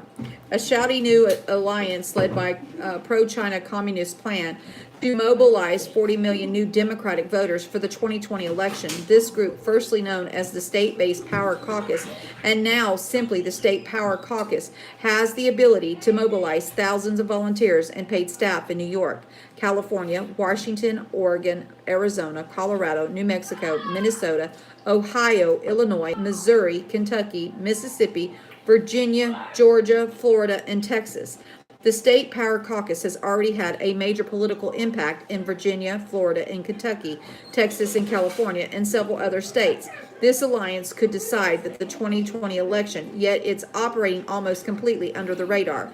In July of 2017, 20 state-based organizations from 13 states united from the State-Based Power Caucus. The organization has no website and has generated very little public publicity. We don't even know its full roster of member organizations or the identities of most of its leaders. What we do know is that its most identified leaders come from orbit of Liberation Road, the United States' main pro-China Communist Party. We also know that at least 22 major organizations in at least 15 states have now joined the caucus. Leaders must know leaders at the State Power Caucus have some connection to the Liberation Road, known until recently as the Freedom Road Socialist Organization. Liberation Road is descended from radical Maoist group from the 1960s and 70s. While no longer exclusively Maoist in the outlook, Liberation Road maintains ties to China, Cuba, and other communist nations and movements. Identified leaders of the State Power Caucus include John List, co-chair of the New Virginia Majority National Chair of State Power Caucus, longtime member of Liberation Road; Andrea Mercado, co-chair of the New Florida Majority Leadership Team State Power Caucus; Bob Wing, Organizing Committee, State Power Caucus, former member of Maoist Grouping Line of March, a longtime Liberation Road affiliate; Anthony Thigpen, founder of the President of California Cause and Leadership Team, member of the State Power Caucus; Clara Tran, the State Power Caucus staff, longtime Liberation Road member.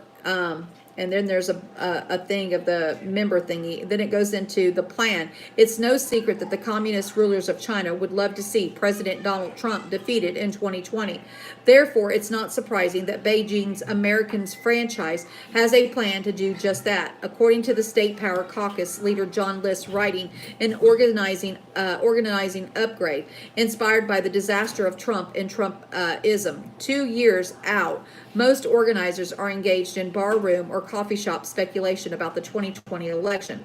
All of it's idle speculation unless we collectively organize tens of millions of 108 million eligible voters who didn't vote in 2016. That's right, 108 million eligible voters chose not to register or to vote in 2016. The non-voting bloc is disproportionately young, poor, and people of color. So how does Liberation Road plan to harvest these millions of potential Democrat votes? They claim credit for nearly 4 million new voters in 2016, but the target is way higher for 2020. Over the last 25 years, the State Power Organization have grown to fill the political space created by the decline of Democratic Party local organizations, the breakup and the collapse of Acorn, and low levels of voter turnout. These organizations have deep strategic knowledge and practice in the particular states. Starting in the summer of 2017, many leading state power organizations have come together as a caucus to support peer-to-peer learning and incumbent innovative organizing practices. The State Power Caucus has worked to first analyze the collective reach of the national networks who engage in the electoral and civic engagement work. We've also begun to access the collective impact of the state-based organization. Looking at 2016, our rough estimate is almost 4 million people were counted and encouraged to vote. This is our high water estimate. The actual number who actually voted is probably much lower still. Now we recall the 108 million people who were eligible but not voting. They are largely our core constituents, or in other terms, they are unorganized social base. This 108 million, when compared to the voting electorate, is more black, more immigrant, more working class, and poor. If we initially target just half of the 108 million, and we acknowledge that some in the half are going to disagree with our values in politics, some aren't going to vote on no matter what, and some are in geographic that's just can't reach. We believe our real voter mobilization target number is 40 million, and we've agreed as a caucus to that number as our target. That is our national consistency. There are those voters or potential voters who put AOC and Omar into Congress. They are the friends and the family, and they have the everyday members and supporters of our organizations that fight for racial justice at the state and local level. The State Power Caucus believe that 40 million anti-Trump voters is both realistic and achievable. And there's just a little bit more, but that is crazy, guys. Their plan, and they've been all this restructuring of the zones. They've been trying to pull fast ones, and at every turn that they go. Read the second link. Okay, I got you. Read the second. You ain't done yet. I ain't done. Let me get it. Okay. I gotcha. Nation and state. Hardcore radical take key Sanders campaign spots. The Bernie Sanders presidential campaign team is filing a key spot with battle-hardened socialist organizers.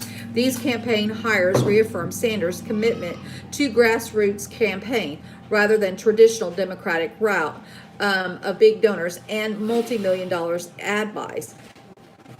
These new Sanderists have socialist street, creed, and strong movement connections, including to the enemies of the Constitution, foreign and domestic. Winnie Wong and Claire Sandberg are campaign senior advisors and national organizers director, respectively. Both are veterans of the 2011 Occupy movement and Sanders' 26 campaign. A veteran anarcho syndicalist, Wong joined the Democratic Socialist of America, the DSA, in mid-2017 before Sanders ran in 2016.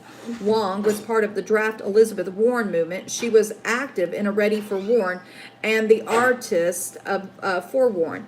But when Warren declined to run, became a New York leader of People for Bernie. In 2018, Sandberg was the deputy campaign manager for Abul El Saad, a DSA ally, that the far-left Democrat who ran unsuccessfully for governor of Michigan. In June 2017, Wong and Sandberg were in Norway to build bridges between Sanders' organization and the Red Party, formerly known as the Workers' Communist Party.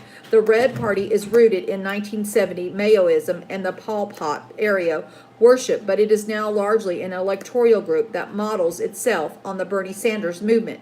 In September of 2018, Wong and the Sandberg were in Berlin as guests of the Die Linke in reincarnation of the Socialist Unity Party, more commonly known as East German Communist Party. Somewhat embarrassed about their Stalinist past, the Berlin Wall, barbed wire, guard dogs, Stasi informants, labor camps, and the like, Die Linke now claims to be a Democratic Socialist Party and is all in for Bernie Sanders. Some members of the Die Linke have, however, been under German security surveillance and continue to support Russia, including Putin's annexation of parts of the Ukraine.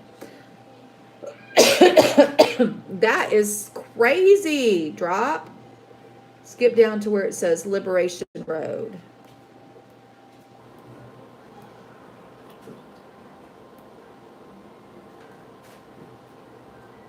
I think I already read it.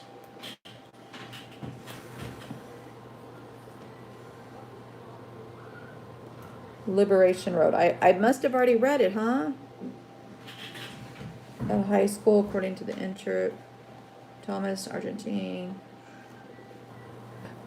He has also been a deputy political director of Florida Immigrant Coalition Votes and a former community organizer at the New Florida Majority Liberation Road Connected group that recently endorsed Elizabeth Warren for president. Kennedy was also a leader of the 2018 Andrew Gillum for governor campaign. Wow. Some Liberation Road Front groups and the Working Families Party have thrown in with Warren. If Warren continues to sink, much of her support will likely flip to Sanders, unless former Massachusetts Governor Deval Patrick breaks out to claim the Obama mantle that should have gone to Kamala Harris or Cory Booker. It will likely come down to Bernie versus Biden. Given Sanders' superior organizational base and more consistent messaging, Biden would have then be in deep trouble. If the Republican Senate doesn't betray President Donald Trump with a vote to impeach, he will go to beat Sanders as badly as Boris Johnson beat Jeremy Corbyn. If it comes down to President Pence with no Trump base versus candidate Sanders with an energized communist base, the whole country will be in for grief. Wow. That's crazy, Drop. It's loaded in the links they're planned, bought by the Chinese. That's crazy. That is insane. Crazy stuff there. And I will load those, both of those articles I will put in the Wixit thing so you guys can check those out. Because there was parts that I skipped there. There sure was. Because he told me to skip it to get to that one part. But that's crazy stuff. Yeah, well, we already know that they're communist. I mean, if you cannot tell by the bills that they have passed, by the legislation that the bills that they have passed, if you cannot tell by that, I don't know what to tell you. I mean, on a serious note, it's dire. It's dire. I mean, you get anybody and everybody. If you have to drive them to the voting polls, I beg you to do so. If you know anybody that needs a ride, please get them to the polls. I mean, it is going to be very, very, very important vote this year. More so than, I mean, we all thought that, 2016 was the most important vote. Well, after seeing what they've done, knowing that the UN is hiring for, people to come in and disarm Americans, we cannot allow any more Democrats to take over one more office. We just can't allow it, guys. We have got to pick up the pace here. I mean, seriously. I mean, everybody should be checking out who's going to be on their ticket. See what offices are coming up. What things are going to be available. If there's not a sponsor or somebody that's going to be on that Republican ticket, to get you a GoFundMe account, whatever you got to do to raise that money. I know that there will be a lot of Republicans that would definitely throw their money in to support you to get you in on that ticket. I think here it's like $1,000 or something. It's something along that lines. We've checked into running for a couple of low-level spots. I don't know if it's the same price for everything, but I mean, we got to do what we got to do. The German security services are still very alive and well. That's why I wanted to talk to Mark, as I have one of the huge bit of info, but that was the other day and I'm not sure. I got you. German secret services. That's crazy. And there has been so much talk. I mean, like, there was an article, I didn't pull it up, but there was an article where Ukraine did a march for the Nazis. It was some kind of torchlight march in Ukraine for Nazis, for the birthday or some kind of celebration for the birth of them or something. I don't know. It was crazy stuff, guys.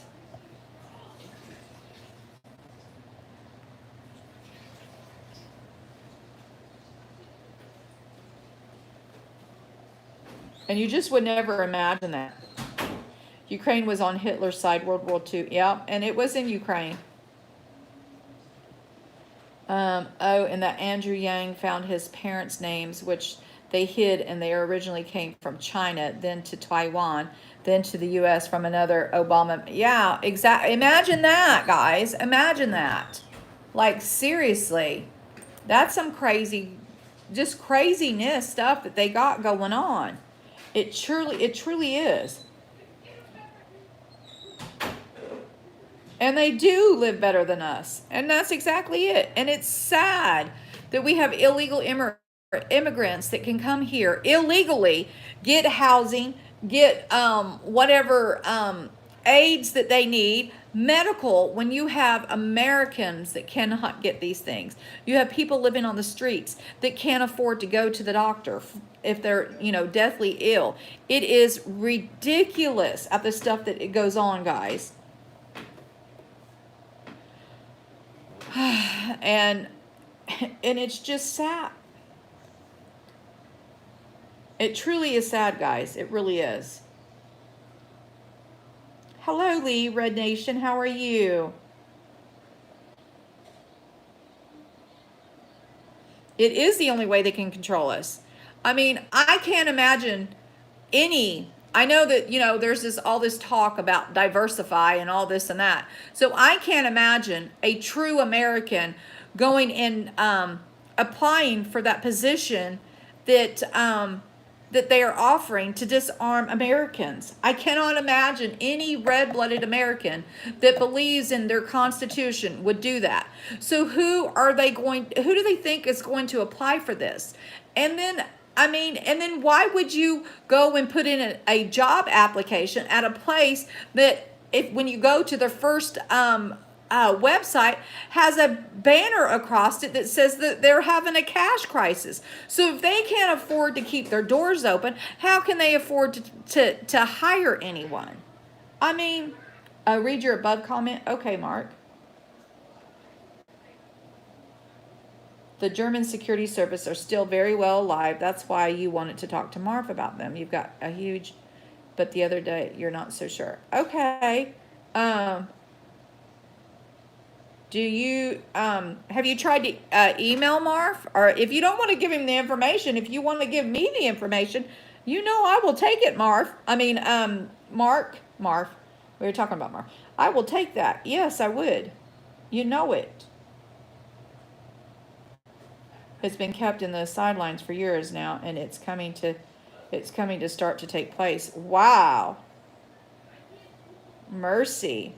Well, you have my email address. Anytime you want to share any information, by all means. And if you just want to put it out here yourself, go right ahead. We will not go nice. I hear it, Ron.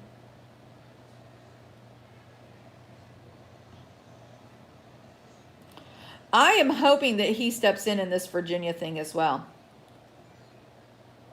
Okay, I will do that drop. I promise I will. I don't share people's stuff. And usually I forget that I have anyone's stuff in there to begin with. Can you tell me what the American goes and changes laws in other countries?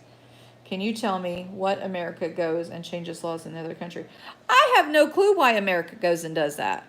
Missy, I really truly don't know. I'm thinking, why do we go and police the world? That's my whole big thing. Why cannot we just stay here and tend to our own country, worry about, policing this area, going and helping out if we need to, but we get over there and we control the situations. In all honesty, I can honestly say I could see where people would be frustrated with us, but I still stand behind what we stand for and why they do it. You can't hate on them for doing their job. Even Social Security stopped her benefits because they thought they were married. I adopted her kids to raise them because the state declared her Oh my goodness sakes, Joey. Incapacitated. Why? I mean, that is insane. I thought if you were going to call him or if you would disclose it. Yeah. Well, he can't. He lives over he lives over in England. Brain dead there for a second. He lives in England, so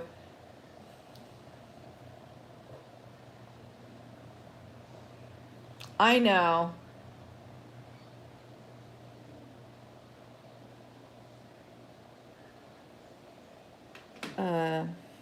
That is just so sad. She got, oh my goodness sakes. I hear you. Well, and you guys, I know that I read it earlier, but check out the global news. I think it's under global. It might be under global news or the U.S. news and politics for today from this morning headlines that I did. I think it's ironic that Iran called the Swiss Army, or well, it didn't call the army, but called on the Swiss.